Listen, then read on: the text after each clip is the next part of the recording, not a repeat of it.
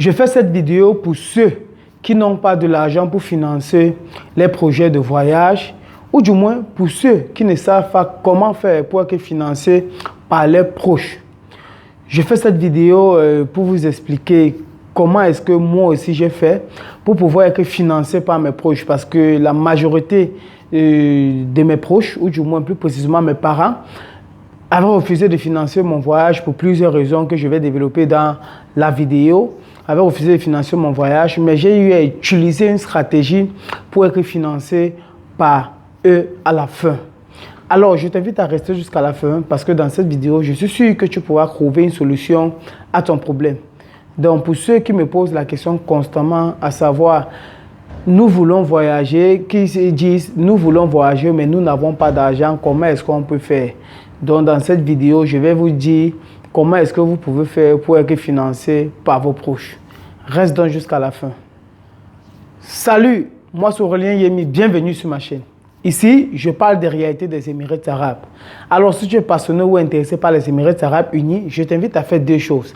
La première, abonne-toi et la seconde, active la cloche de notification pour ne rater aucune de mes nouvelles vidéos qui t'éclaireront sur les Émirats arabes unis. Et grâce à ces vidéos, tu pourras t'intégrer à Dubaï facilement ou du moins aux Émirats arabes facilement. Alors, comme je le disais en début de vidéo, plusieurs personnes me demandent à savoir comment est-ce qu'ils peuvent faire pour venir à Dubaï comme ils n'ont pas d'argent. Est-ce que moi, je pourrais financer leur voyage et ils vont arriver ici travailler et puis me rembourser. Je tiens déjà à vous rappeler que Parlons de Dubaï n'a pas encore assez de moyens pour pouvoir financer ce type de projet. Par contre, je peux vous dire comment est-ce que vous pouvez faire pour être financé par vos proches ou par vos familles. Alors, la première des choses, si vous voulez vraiment voyager, ou je parle de voyager aussi, c'est aussi même si vous avez un projet, c'est aussi même si vous avez un projet, si vous utilisez cette stratégie, c'est une stratégie qui marche. Alors, si vous voulez vraiment voyager, la première des choses que vous devez vous fixer, c'est un objectif. L'objectif que vous devez vous fixer, c'est moi, je veux par exemple aller aux Émirats arabes unis. Ceci dans le but de me chercher et pouvoir peut-être soutenir ma famille ou pour n'importe quoi. Tout dépend de votre pourquoi, du pourquoi est-ce que vous voulez voyager. Maintenant, lorsque vous avez trouvé le pourquoi est-ce que vous voulez voyager, vous vous fixez dans l'objectif. Nous sommes en janvier par exemple, vous dites que moi je dois voyager en mars. Si vous voulez encore être plus précis, vous devez par exemple dire que moi je dois voyager le 15 mars 2022. Même si vous n'avez pas d'argent. Que vous voulez voyager le 15 mars 2022. Lorsque vous allez vous fixer cet objectif, c'est où maintenant comment faire pour avoir de l'argent pour voyager. Cette question va vous revenir. Quels sont les éléments que je dois mettre en place? Quelles sont les actions que je dois mettre en place pour pouvoir obtenir de financement ou du moins pour pouvoir obtenir de l'argent qui me permettra de voyager? Donc, lorsque vous avez fini avec l'objectif, vous allez vous poser cette question. Et lorsque vous allez vous poser cette question, vous allez vous rendre compte que dans votre famille, ou vos proches, ou vos amis, ou je sais comment dire, mais vous allez vous rendre compte que dans votre famille, il y a des gens qui peuvent vous aider. Parmi vos amis, il y a ceux qui peuvent vous aider. Mais alors, comment est-ce que vous pouvez faire pour aller déjà, pour pouvoir leur expliquer votre projet et pouvoir entrer en possession de finances? Parce que là aussi, il faut utiliser une stratégie. Parce que vous n'allez pas juste vous dire que, OK, tel oncle ou tel tante peut m'aider et ça va. Donc, lorsque vous avez déjà trouvé ceux qui peuvent vous aider à obtenir des financements, ce que vous avez à faire, c'est d'aller les voir. Quand il dit aller les voir, c'est d'aller vraiment les voir. N'utilisez pas le téléphone portable, de les appeler. Oui, tonton, oui, tantine, j'ai mon projet de voyage, est-ce que tu peux? Il y a de fortes chances qu'on vous dise non. Mais lorsque vous partez sur place, elle peut sentir en vous, ou du moins il peut sentir à vous le désir de vraiment vous déplacer, de vouloir migrer, par exemple aux Émirats arabes unis, dans le but de changer peut-être votre situation financière. Et étant sur place, vous pouvez lui expliquer encore plusieurs choses qu'au téléphone, vous ne pouvez pas le faire. Donc, quand elle vous demande de vous déplacer, ça veut dire que, je vais prendre un exemple, si vous êtes à Douala et que la personne qui peut vous aider avec des finances, par exemple à Yaoundé et à l'ouest, ou je ne sais où, payez le transport, allez chez cette personne et vous lui expliquez votre projet. Il y a de fortes chances que vous obtenez de financement. Il y a de fortes chances que vous obtenez le financement. Maintenant, pour aller plus loin, c'est que si ceux que vous voulez partir voir sont ceux qui aiment d'abord que celui qui vient avec un projet ou celui qui obtient un financement ou celui qui veut un financement doit d'abord lui-même céder, comme puisque vous connaissez bien ce dicton, parce que je ne dirais pas que la Bible le dit. Ce dicton qui dit « Aide-toi et le ciel t'aidera », parce qu'apparemment ce n'est pas biblique. Là, ce n'est pas le sujet de la vidéo. « Aide-toi et le ciel t'aidera ». Donc maintenant, si vous voulez alors obtenir rapidement le financement, vous pouvez d'abord trouver des frais de visa et vous payer le visa à l'avance. La particularité avec le visa de Dubaï est que vous avez 2 mois de préparation lorsque vous obtenez le visa. Donc, si votre visa sort par exemple en février, vous pouvez voyager jusqu'en mars. Mais maintenant, vous devez utiliser une autre stratégie parce que vous n'allez pas aller leur dire que votre visa expire en mars. Non.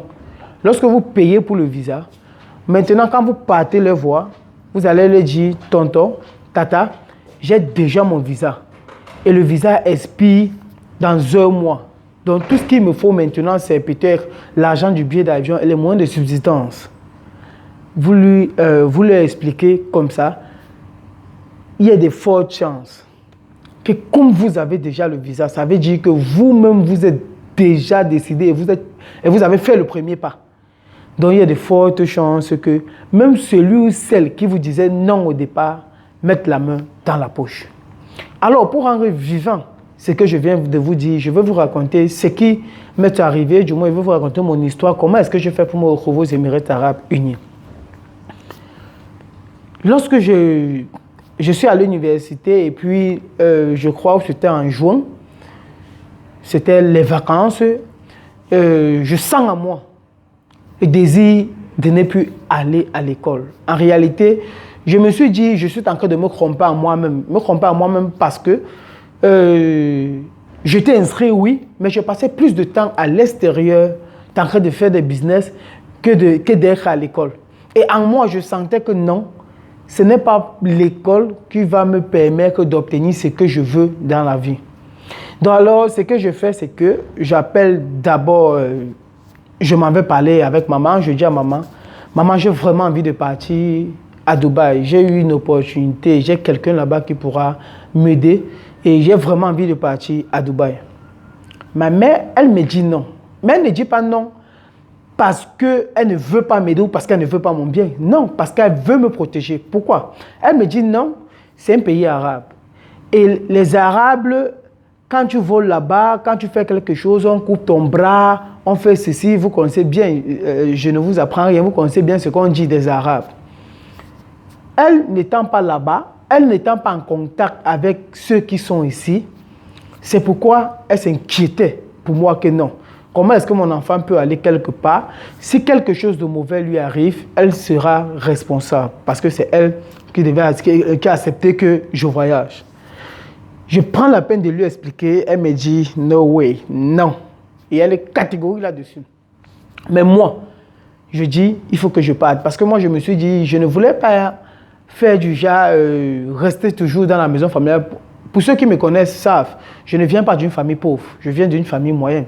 Donc les trucs comme la nourriture ou bien l'argent de baigner, ce n'était pas un problème pour moi. Mais moi, j'ai senti en ce moment le désir de partir pour pouvoir changer des choses dans ma vie. Parce que je ne voulais pas rester genre maison familiale, maman prépare toujours, ou bien maman doit toujours me donner l'argent de baigner chaque matin et tout et comme ça. Pour elle, ce n'était pas un problème, comme pour toutes les mères d'ailleurs. Donc pour elle, elle voulait me protéger. Et ce que j'ai donc fait, c'est que j'ai parlé avec ma copine d'ailleurs, que je remercie ici. J'ai parlé avec elle et je lui ai dit qu'il était temps que je bouge. Il fallait que j'aille à Dubaï parce que j'ai rencontré un monsieur qui m'a expliqué comment est-ce que ça marche. Et je pense qu'il est temps de partir. Elle a été d'accord. Et maintenant, comme on a été d'accord, on s'est fixé un objectif. Je me suis dit, OK, il faut qu'en septembre 2019, avant que la rentrée ne commence, que je sois parti. Je n'avais même pas un franc dans la poche. Mais je me suis fixé cet objectif. Elle me disait, comment est-ce que tu vas donc faire pour avoir l'argent? Je me suis dit, OK, c'est en ce moment que les comment faire pour avoir de l'argent me sont venus à l'esprit. J'ai vu, il y a tel oncle qui peut m'aider, il y a telle tante qui peut m'aider. Ce que j'ai fait tout simplement, c'est appeler, pas pour leur expliquer mon problème, mais leur dire, tonton, puisque vous étiez loin de moi, d'autres étaient même à l'ouest Cameroun, leur dire, tonton, je serai à la maison tel jour. J'ai pris un peu d'argent que j'avais parce qu'il faut investir pour pouvoir récupérer, quoi. J'ai pris le peu d'argent que j'avais, je paye le transport et puis je m'en vais sur place. Je tiens à vous rappeler que mes oncles sont des gens, donc pour eux, l'école c'est la priorité, quoi. Donc moi qui partais, je savais déjà qu'on va me dire c'est non. Je savais déjà. Et je savais aussi que si je le disais au téléphone, ça devait être un non-capitaine, devait me dire retourne à l'école. Quand j'arrive, je suis très surpris. Quand j'explique à mon oncle, à mes deux oncles en effet, quand je leur explique que non, il est temps que je parte, je leur explique ce qui se passe, je suis très surpris de leur réaction à l'instant. L'autre me demande, tu rentres quand? Parce que j'étais censé faire un aller-retour. L'autre me demande, tu rentres quand? Je lui dis que je suis censé rentrer demain, il me dit non, patiente et tu vas rentrer dans 2 jours. Directement, il a retiré sa contribution et il m'a donné les deux. L'autre m'a programmé et il a finalisé, il a fini par accepter, il a fini par me donner de l'argent enfin. Maintenant, chez nous, ma mère et mon grand frère, du moins le successeur de notre famille, ils étaient toujours catégoriques que non, tu ne peux pas voyager. Le peu d'argent que j'ai eu, je suis d'abord allé payer pour le visa.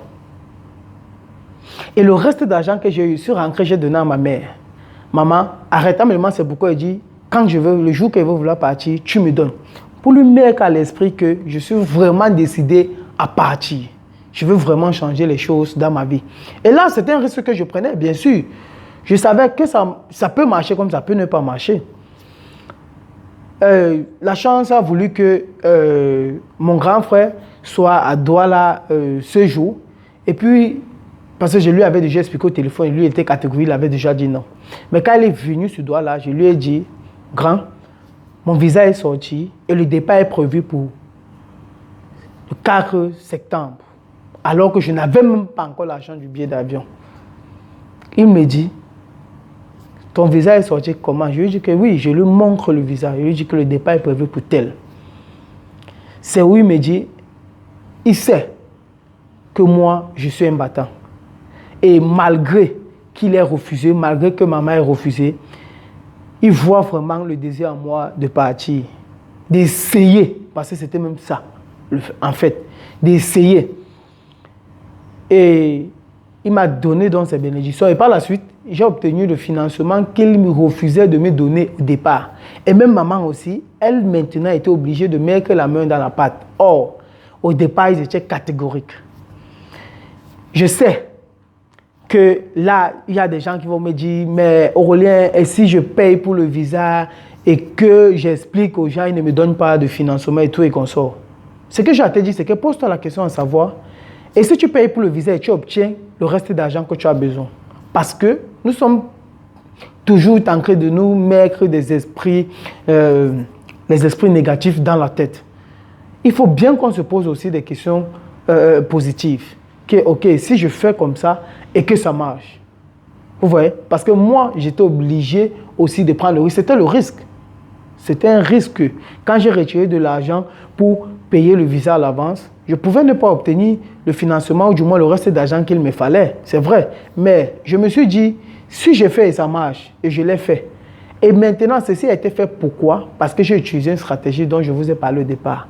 Je me suis fixé un objectif d'abord et par la suite, j'ai mis tout ce qu'il fallait en jeu pour pouvoir obtenir le financement de mes proches. Alors, c'est tout ce que je voulais partager avec vous dans cette vidéo.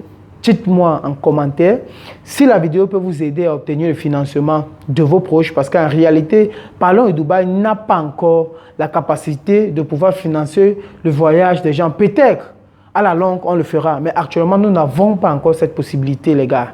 C'est pourquoi, à chaque fois quand vous posez cette question, notre réponse est toujours non, nous ne sommes pas encore à ce niveau.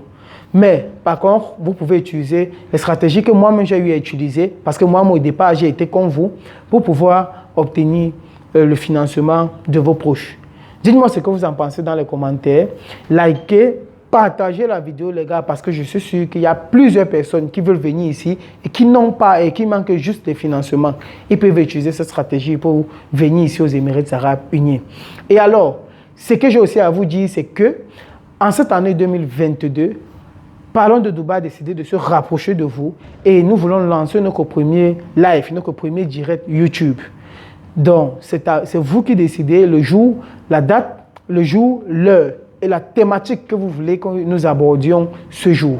Dites-nous dans les commentaires et le jour, l'heure et la thématique qui reviendra le plus, nous allons aborder cela ce jour.